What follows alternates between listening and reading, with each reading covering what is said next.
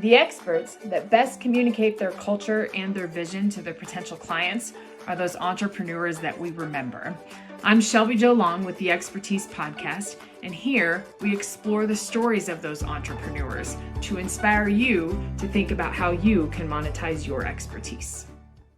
Hi, everyone. Welcome to the podcast today. I'm Shelby Jo Long, CEO of Business Dynamics, and I'm here today to talk to another genius entrepreneur that has created a business out of their passion, out of their intuition, so that they can help others discover paths that make their lives easier. And I met Juliana a couple of months ago, and I tell you what, my interactions with Juliana have been great because we're working together to put a program together for her, but she's made me think about my own environment and made me think about my own house a little bit differently, because the space that you live in means that it leads to your productivity levels. She teaches other people to organize and to organize their surroundings so they can be more productive. She does that, and she also helps people organize their own homes. I'm going to let her tell you about her business, but it's so fun to hear her story, and I'm excited that she's joined us on our podcast today. So Juliana Kathman with Organized by Juliana, welcome to the podcast. Thank you very much for having me, Shelby. I'm excited to I've told a little bit of your story and a little bit of our interaction, but if you would introduce yourself and your business and kind of give us the 30,000 foot overview of what your business is all about, that would be great. Wonderful. Yes, I have enjoyed what I've been doing for the past several years and been meeting some wonderful people. I started out originally with a goal in the healthcare field, and I reached that goal, and then I was not happy with it, and I was unfulfilled. And I said, I can't do this the rest of my life. So I realized that there was lots of women like me trying to do everything. And trying to do everything can be exhausting and time consuming, and mental clutter and physical clutter and digital clutter is a problem. And I realized that I was more productive in my life trying to do everything because of the skills that I had. And I didn't realize that everybody didn't have those skills. So when I realized that, I put this business plan together. And now I've been doing that in several homes, and have been able to witness the great response of, people improving their lives.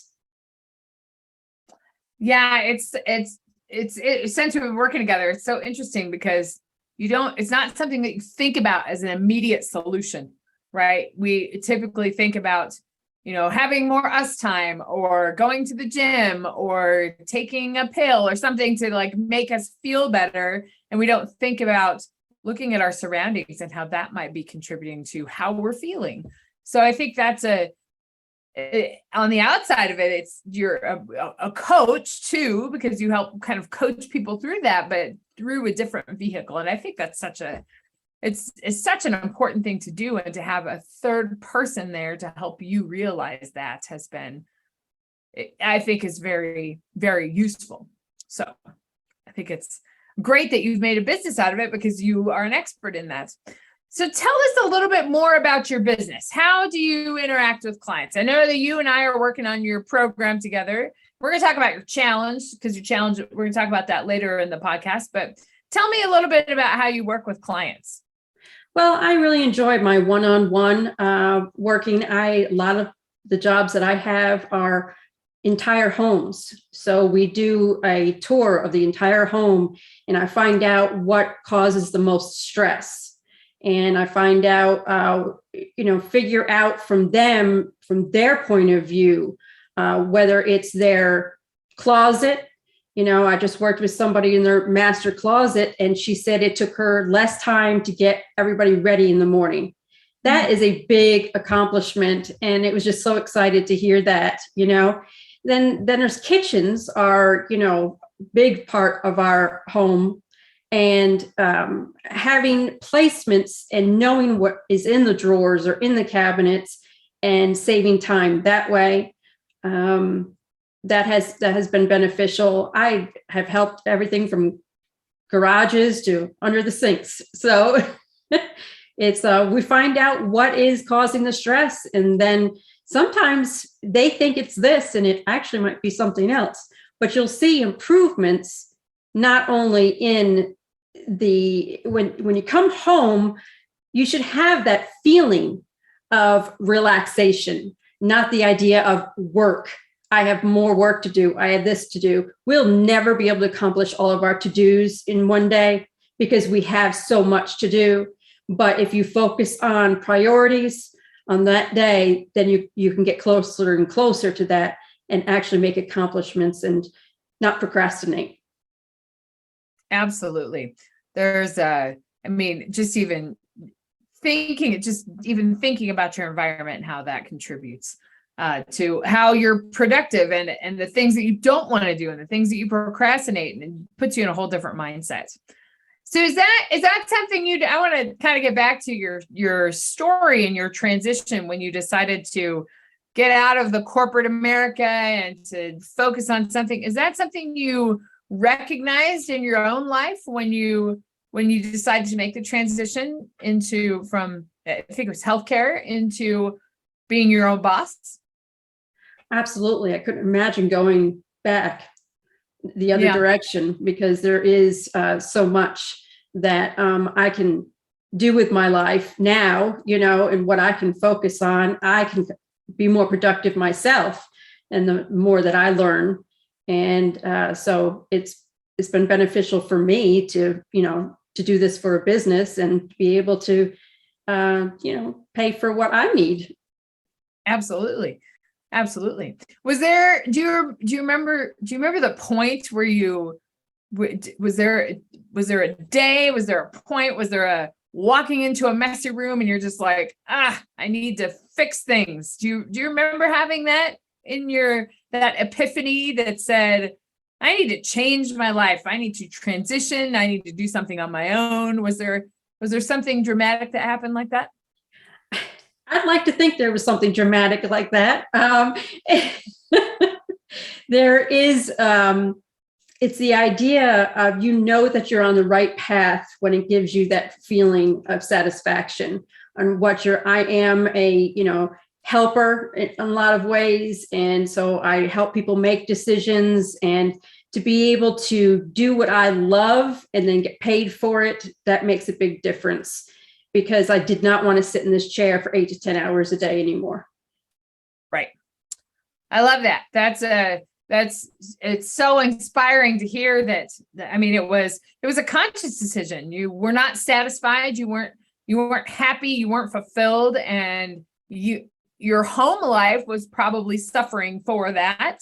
And then you go home and you didn't want to do anything and be organized. So now you could be much more organized and much more focused, and you created a business out of it. So I think that's the perfect evolution of a genius entrepreneur, is that you discover something and then where you're not fulfilled, and then you dig into your passion and you create a business out of it. So I think that's exciting. And you're at a very exciting point of your business too, where you're looking at, you serve people one-on-one, but now how can we get your ideas out to a larger audience? So can you talk about that? Can you talk about your entrepreneur journey a little bit, and how that has, a lot of our listeners are entrepreneurs themselves, and they've gone through multiple challenges, but I think it's good that they learn from successful entrepreneurs that have made the transition.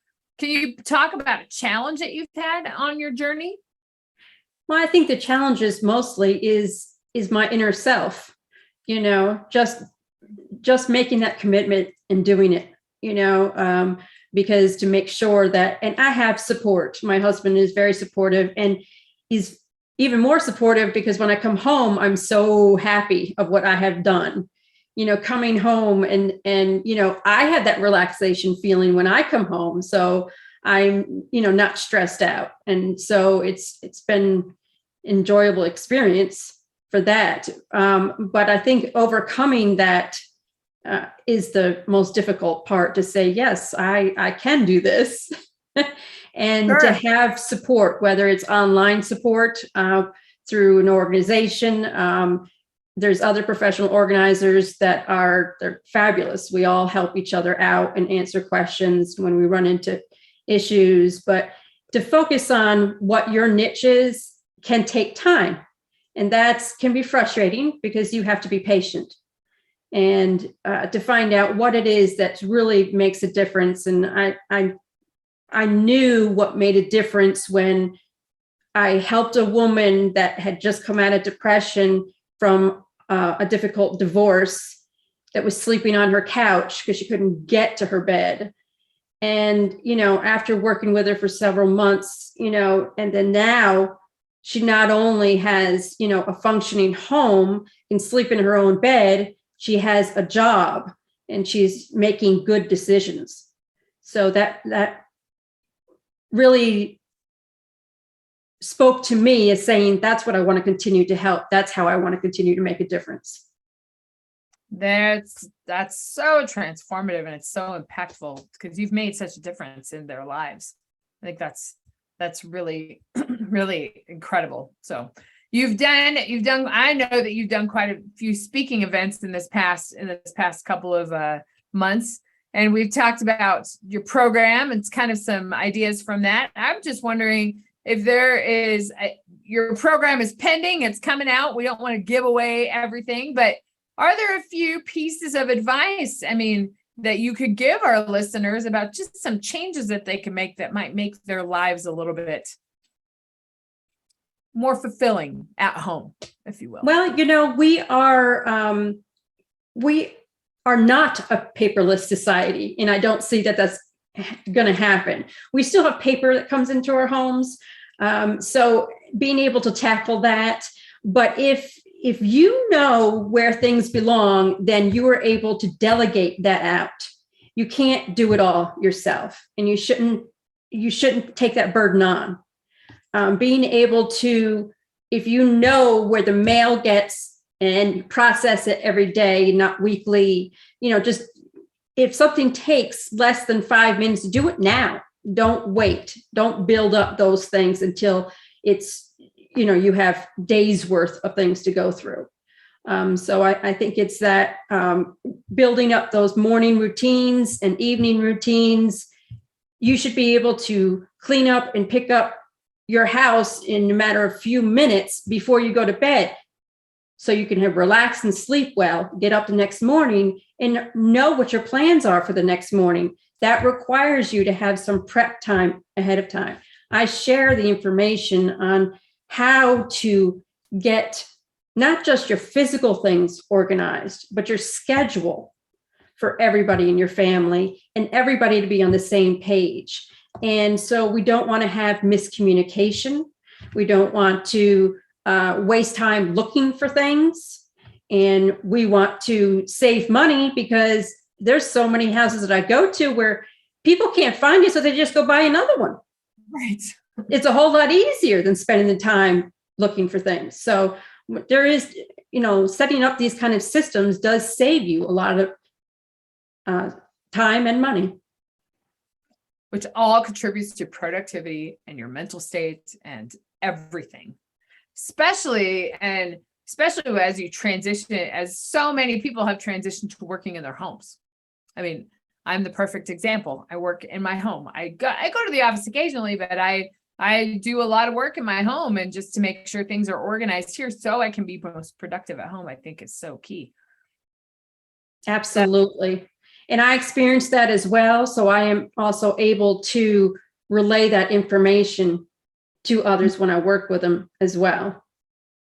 Yeah, I'm excited. I think there's a whole program we can put together about that. I think that I'm excited about that.